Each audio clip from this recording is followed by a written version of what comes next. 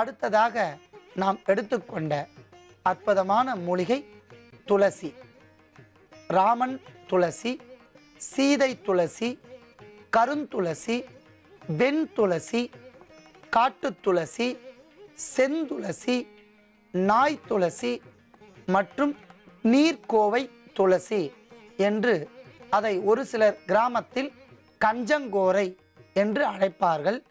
அற்புதமான வகைகளில் கிடைக்கின்ற துளசி மிக சிறந்த கிருமி நாசினி.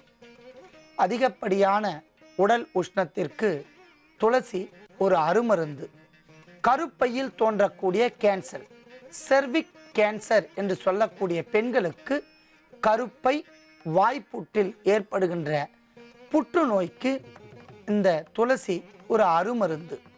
துளசி சாற்றை பெண்கள் பருகி வந்தால் கருப்பை ரணம் ஆறும், கருப்பை புண்கள் தீர்ந்து அதிசீக்கிரமாக தாய்மை பேரை அடைகின்ற அற்புதமான குணத்தை தருகின்றது துளசி.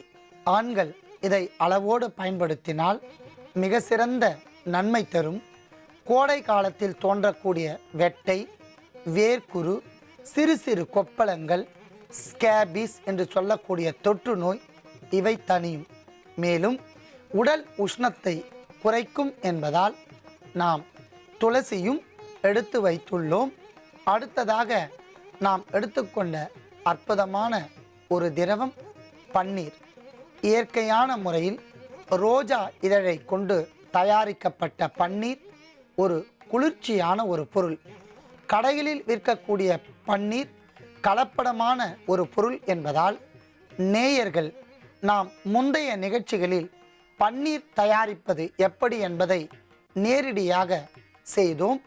அதை நீங்கள் தயாரித்து வைத்துக்கொண்டு அந்த வகையான பன்னீரை பயன்படுத்தும்படி கேட்டுக்கொள்கிறேன். பன்னீர் ஒரு குளிர்ச்சியான ஒரு பொருள். கண்களில் ஏற்படுகின்ற அழுக்கு, உடலில் ஏற்படுகின்ற அழுக்கு இவையெல்லாம் தீர்ந்து உடலை குளிர்ச்சியாக வைத்திருக்கும் என்பதால் நாம் பன்னீரையும் எடுத்து வைத்துள்ளோம். அடுத்ததாக நாம் எடுத்துக்கொண்ட பொருள் ஜாபத்ரி. ஜாபத்ரி நறுமணமுள்ள அற்புதமான ஒரு பொருள். கோடை காலத்தில் தோன்றுகின்ற வெப்பம், உடலில் ஏற்படுகின்ற அதிகப்படியான உஷ்ணம் இவை தணித்து நறுமணமும் நாவிற்கு சுவையும் தரும் என்பதால் நாம் ஜாபத்ரியும் எடுத்து வைத்துள்ளோம். அடுத்ததாக நாம் எடுத்துக்கொண்ட பொருள் நாட்டு பசுனை.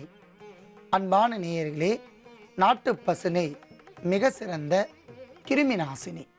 உடலில் ஏற்படுகின்ற வெட்டை, வெப்பம், மேக காங்கை, தேகத்தில் ஏற்படுகின்ற காங்கை இவையெல்லாம் தணிக்கும். மேலும் மருந்து பொருளை நாம் நாட்டு பசுனையில் வறுத்தெடுத்தால் மருந்து பொருளின் வீரியத்தன்மை. இதுக்கு மேல என்ன சொல்ல போற? சொல்றதுக்கு வேற ஏதாவது பொய் இருந்தா சொல்லிடு. அவதான் ஏமாத்தி எல்லாத்தையும் என்கிட்ட இருந்து பறிச்சிட்டான்னு பார்த்தா நீயும் இப்போ அதே தான் பண்ணிருக்க.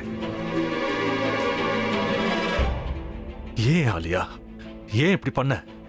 இந்த உலகத்துல பாட்டிக்கு அப்புறம் நான் யார் மேலேயாவது உயிரையே வச்சிருக்கேன்னா அது ஊ மேலதான் உனக்கு தெரியாதா? ஏன் இப்படி பண்ண ஆலியா? உனக்கு காசு பணம் அவ்வளவு முக்கியமா போயிடுச்சு. அதுக்காக நம்ம உறவை கூட மறந்துடுவியா?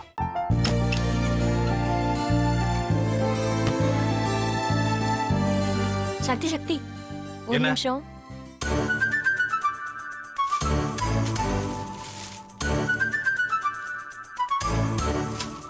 இந்தாங்க. என்ன இது? உங்களுக்கு பிடிச்ச பிராண்ட் செப்பல். இது என்ன, நான் தலையில வச்சுட்டு தூங்கணுமா? சரி, அதை விடுங்க. இங்க பாத்தீங்களா, டைம் பீஸ். இதோட அலாரம்க்கு தான் நீங்க டெய்லி எந்திரிக்கணும். அதெல்லாம் என் மொபைல்ல இருக்கு. முத்து, முத்து, என்னடி இவன் முத்துன்னு ஒருத்திய உருவாக்கி விட்டா? செல்வியை மறப்பான்னு பார்த்தா எப்ப பார்த்தாலும் முத்து முத்துன்னு கூப்பிட்டு இருக்கான். முத்துவ கூப்பிட மட்டுமா செய்யறான், முத்துவ வச்சு என்னென்னமோ செய்யறான். நாம தான் இழிச்சவாய் மாதிரி வேடிக்கை பார்த்துட்டு இருக்கோம். என்ன முறைச்சு என்ன பிரயோஜனமாயா? உனக்கு வேற குரல் போயிடுச்சு. அடுத்து அவ செல்வியை கூப்பிட்டானா என்ன பண்ண போற? என்னுடைய விருப்பப்படியே நீ ராமநாத வீட்டு மருமகளா வாழ போற. கண்டிப்பா என்னுடைய ஸ்தானத்திலிருந்து அவன் உன்னை நல்லா பார்த்துக்குவான் அம்மா.